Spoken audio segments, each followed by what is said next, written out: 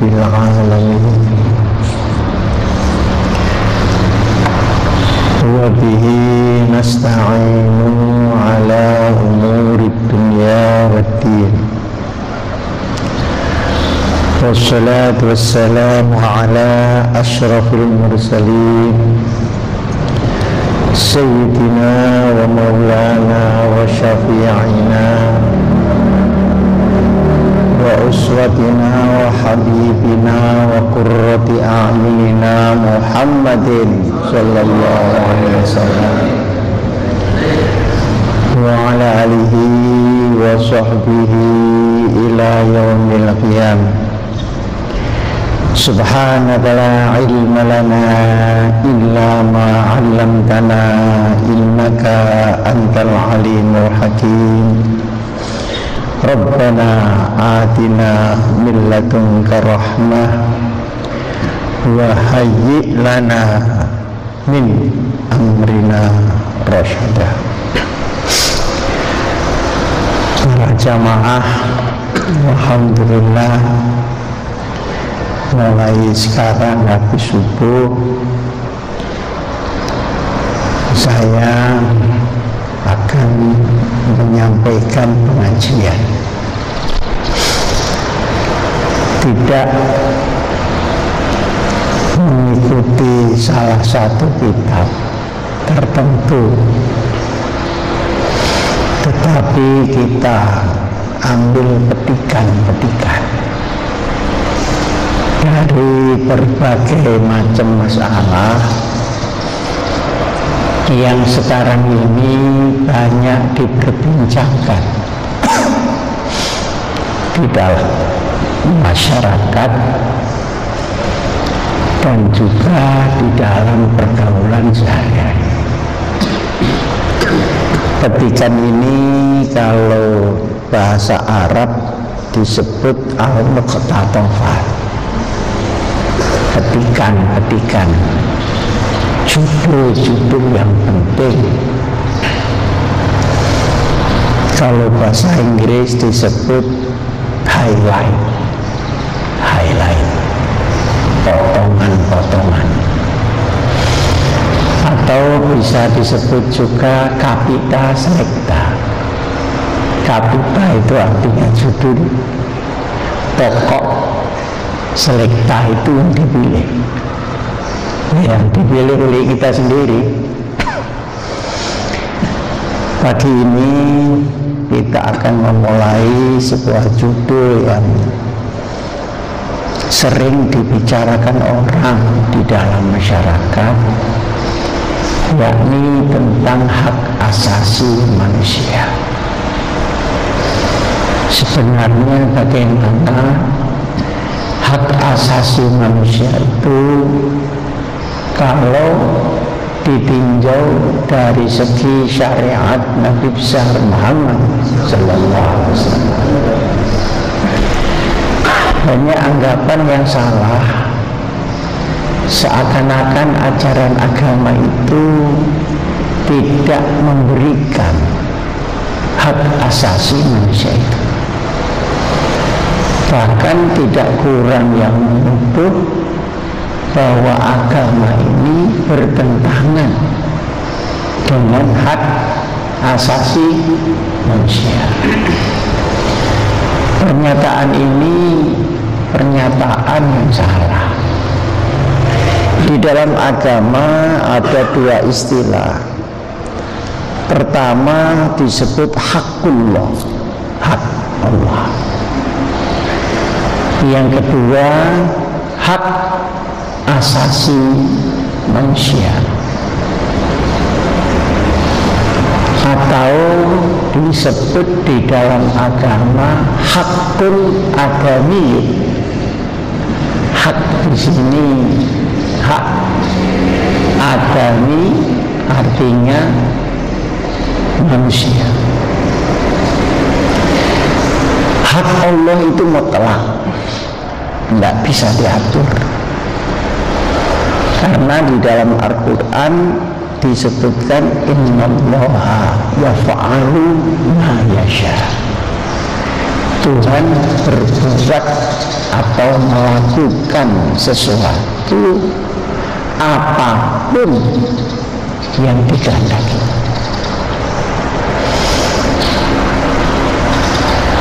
Tetapi harus ingat, di dalam Allah mempunyai hak mutlak itu ada sebagian hak yang oleh Allah dilimpahkan kepada manusia. Jadi bukan kita yang melampaui hak Allah, tapi hak Allah ini sebagian dilimpahkan ke manusia. Nah, kemudian setelah pelimpahan itu jadilah menjadi hak asasi manusia. Hak Allah misalnya tentang tauhid, mengisahkan Allah, itu kita wajib. Seandainya kita tidak mengisahkan Allah pun Allah itu esa. Seandainya kita tidak mengatakan bahwa Allah itu ada, itu tetap ada.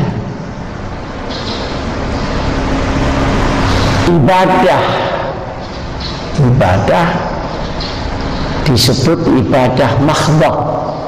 Ibadah mahdhah itu adalah ibadah khusus yang menyangkut hubungan antara manusia dengan Allah. Di dalam penyembahannya itu ditentukan oleh Allah. Karena yang kita hadapi itu bukan makhluk. Yang kita hadapi adalah zat yang membuat makhluk, tidak mempunyai sifat-sifat kemakhlukan di dalam Allah. Dan manusia tidak mempunyai sifat-sifat ketuhanan di dalam diri manusia itu. Oleh karenanya kalau kita sholat itu diatur oleh Allah, rakaatnya, kemudian bacaannya, gerakannya, waktunya. Karena itu hak Allah, kita tidak bisa mengatur sendiri. Lain dengan zikir. Nah, zikir itu diperintahkan saja, tetapi bagaimana caranya itu terserah kita, selonggar kita, begitu. Nah, oleh karenanya ada sebutan di dalam agama itu hablum minallah dan hablum minannas. Hablum di sini artinya tata hubungan. Jadi bukan hablum artinya tali seperti kabel itu, enggak. Hablum di sini artinya tatanan hubungan kita dengan Allah. Kalau hablum minannas, dia tatanan hubungan sesama manusia. Para jamaah sekalian yang saya hormati, Islam disebut sebagai agama yang rahmatan lil alamin. Artinya agama Islam ini rahmat bagi seluruh alam, bukan hanya rahmatan lil muslimin, bukan hanya rahmat untuk orang Islam, tetapi juga rahmatan lil alamin, semua manusia. Artinya apa? Kalau Islam ditegakkan secara betul, maka rahmat itu akan menyeluruh. Kita mendapat rahmat, orang lain juga kerahmatan karena syariat itu. Asal menegakkannya benar. Jadi seperti payung itu begitu dibuka, ya maka dia memayungi kiri dan kanan. Kalau Islam ditegakkan betul, maka sesama umat Islam akan terjadi ukhuwah, bukan wahdah. Wahdah itu satu, kalau ukhuwah itu bersaudara. Beda enggak satu dengan bersaudara? Beda. Kalau bersaudara itu satu apa lebih dari satu? Nah, lebih dari satu. Berarti di dalam Islam sendiri tentu ada perbedaan antara saudara yang satu dan saudara yang lain. Jadi tidak persis sama begitu.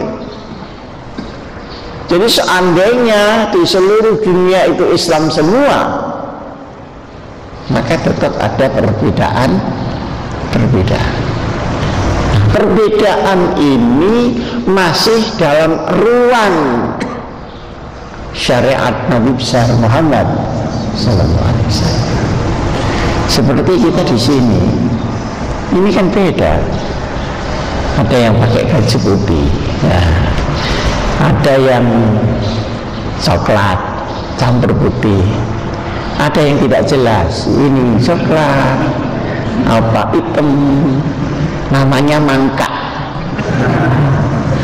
Ada yang spektakuler, ini pakai kaos tulisannya semen Cibinong. Tapi kan masih di dalam ruangan ini, masih di dalam ruangan ini. Ada yang kopiahnya hitam seperti saya, ada yang kopiah putih, ada yang bulat, ada yang kebesaran, ada yang kekecilan. Kalau kekecilan itu seperti mahkota begitu. Kalau kebesaran maka telinganya ikut kopiah. Nah, tapi kan masih sesama jamaah. Ini namanya ukhuwah. Kalau wahdah itu seragam. Wahdah. Nah, di dalam Islam itu tidak mungkin seragam. Kenapa? Karena sudah menjadi kodrat Allah, orang itu bermacam-macam di dunia ini dan harus Islam semua. Kalau dia ingin dinul haq yuzhirahu ala dini kulli. Nah, pakaiannya tidak sama.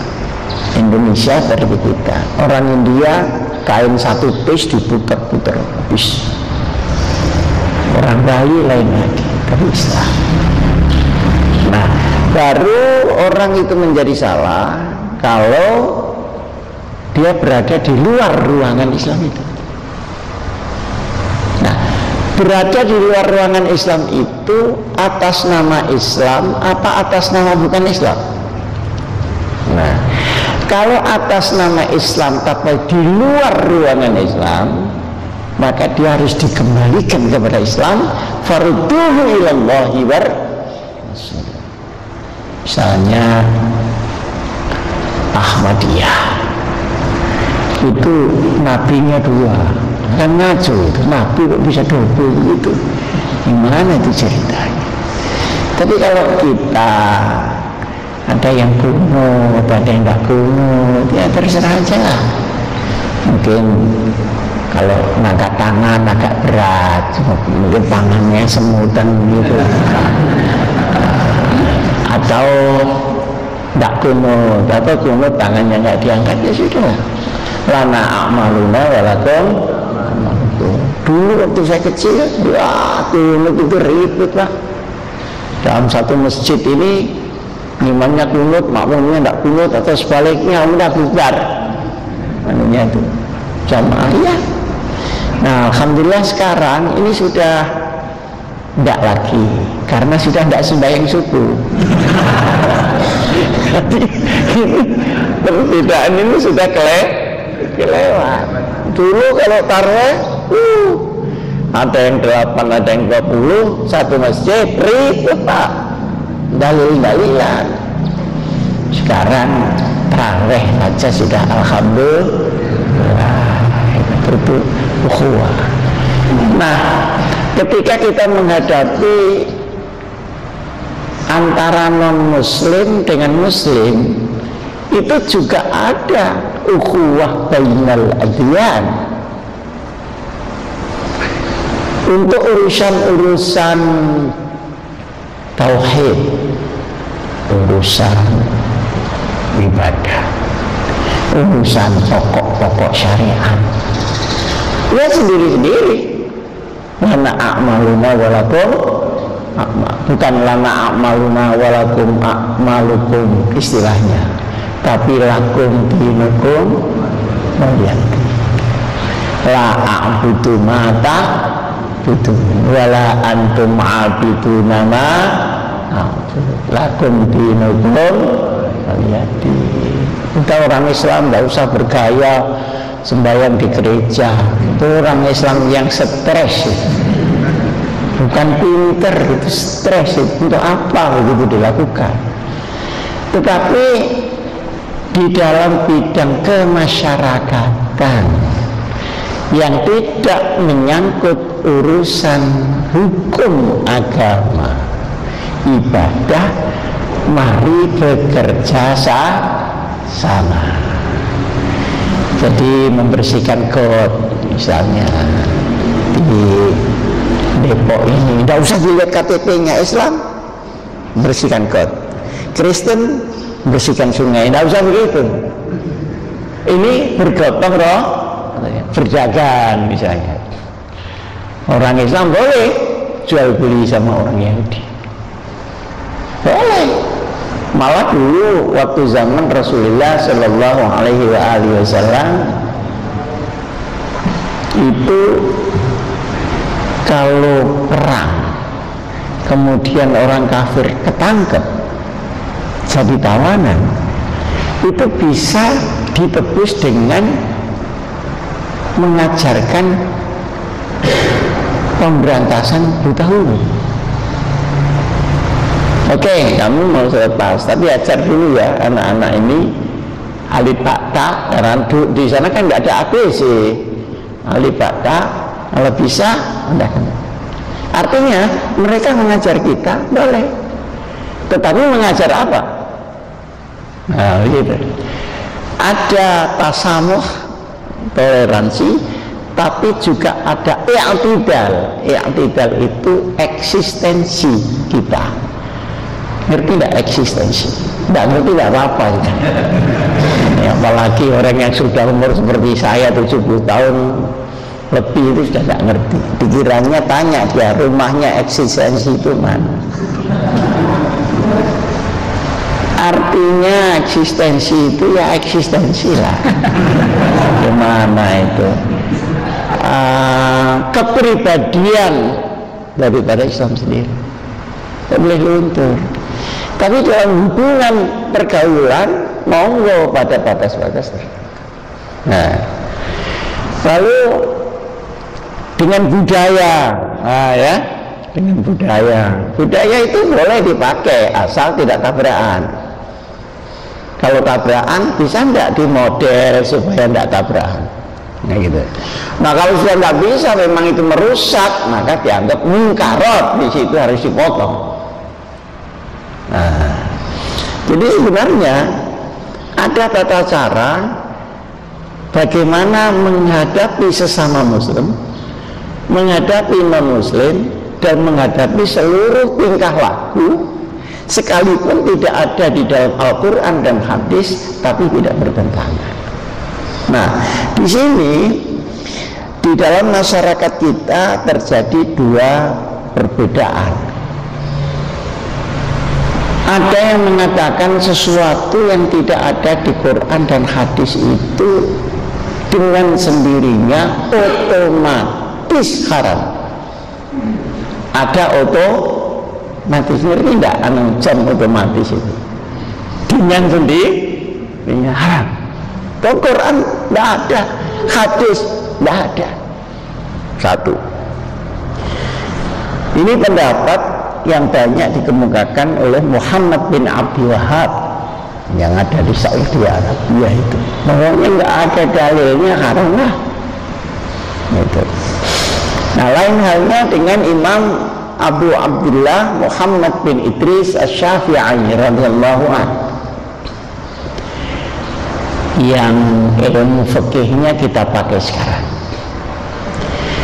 Kalau ada sesuatu yang didiamkan oleh Quran dan didiamkan oleh hadis, berarti ada apa enggak ada yang didiamkan itu?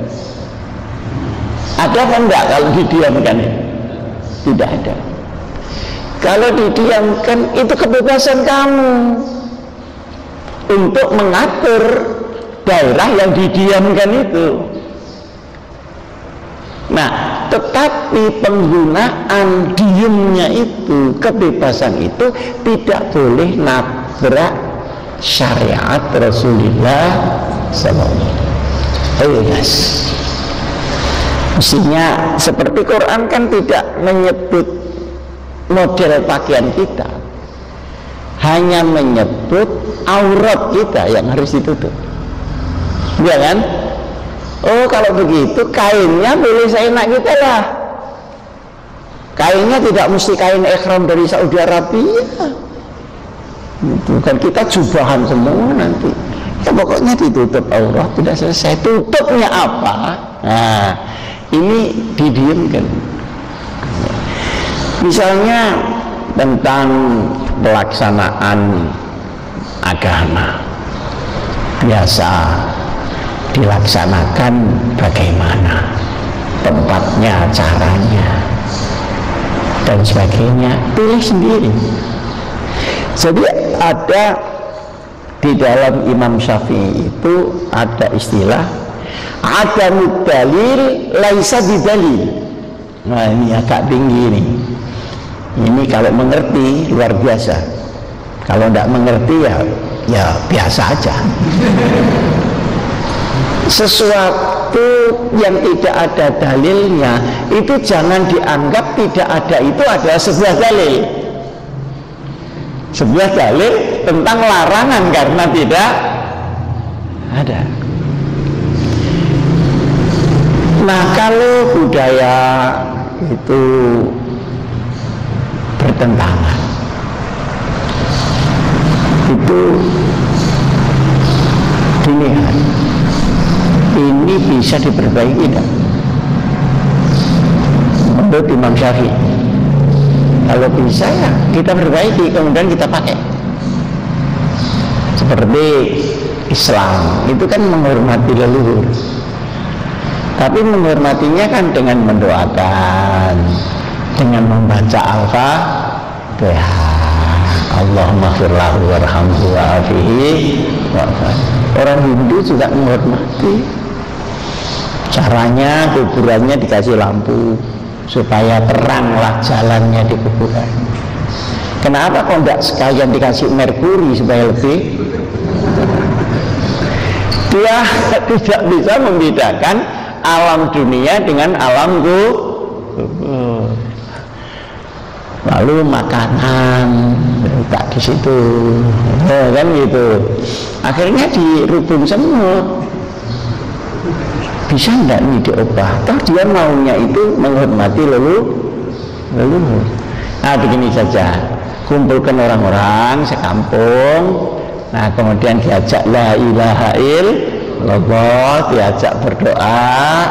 Nah, perkara ini, snack ini untuk yang berdoa itu loh, supaya enggak keroncongan.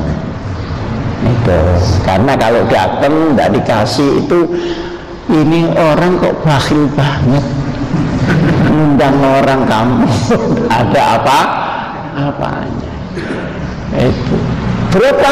Ya berapa? Akhirnya menjadi boleh karena kesalahannya itu pada teknisnya, bukan kepada substansi penghormatan leluhur. Nah, misalnya begitu.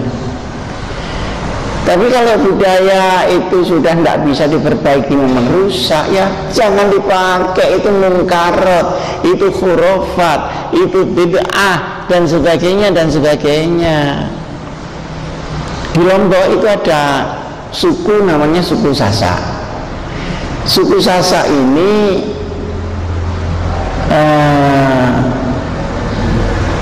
kalau mau kawin, tandanya kalau laki-laki itu cinta, itu perempuan harus diculik dulu.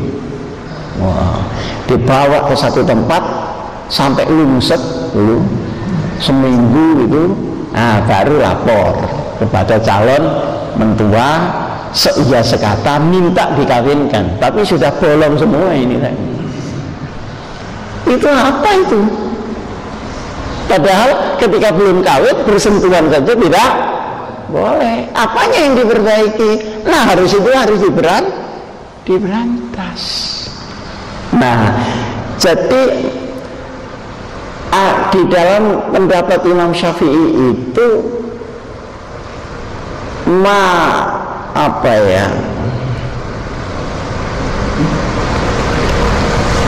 sesuatu yang di dalam Quran dan hadis mutlaqan wala dhabitalahu wala fil lughah yurja'u ila urf, dikembalikan kepada sistem budaya. Nah, sistem budaya itu sekalipun tidak wajib, tapi dianjurkan untuk dilakukan kalau budaya itu tidak bertentangan dengan agama. Misalnya, kalau kita pergi ke ini sampai jam berapa ini? Baiknya. Nah, ini sudah 5:30. Jam berapa ditutup? Apa lebih cepat lebih baik? Ya, saya juga enak lebih cepat lebih baik. Ya, kalau jam 6 terlalu siang enggak? Terlalu siang? Oh enggak. Buat yang enggak kerja.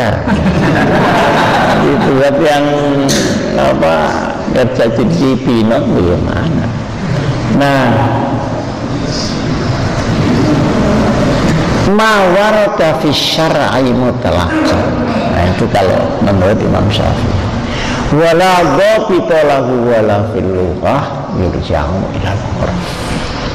Nah, dengan demikian maka Islam bisa menembus budaya apa saja.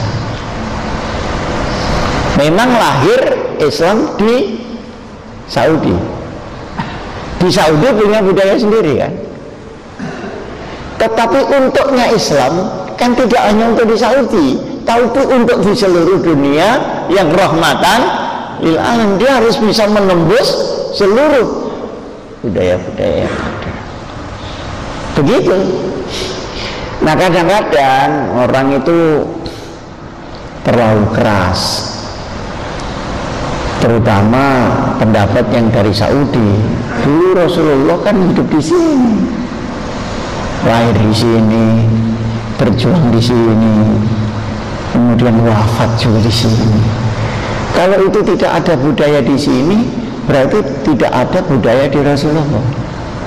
Karena tidak ada, maka semua dianggap penyelewengan agama. Nah, kadang-kadang yang keras begitu ada, sehingga nanti kita mulutan haram gitu. Karena di Saudi tidak ada mulutan. Karena di Saudi itu bukan mulutan saja, tidak ada kumpul-kumpul orang, itu tidak boleh, Pak. Kalau sini berkali-kali pemilu, pilkada, pilek, pilpres sampai kelenger kita soal pilih-pilihan itu. Bener nggak? Saya jadi enteng-enteng ke sana kemari ya kesel sebenarnya. Pilkada itu dengan PKB itu beda. Kalau pilkada itu kalau jadi lupa. Kalau PKB itu kalau lupa jadi. Ini sebentar lagi pilek, ruwet lagi. Tapi saya karena saya ya termasuk milik orang banyak. Mana yang minta didoakan ya doakan gitu aja. Yang nggak minta ya nggak usah didoakan. Apa nggak minta. Para bapak sekalian, jamaah yang saya muliakan. Nah,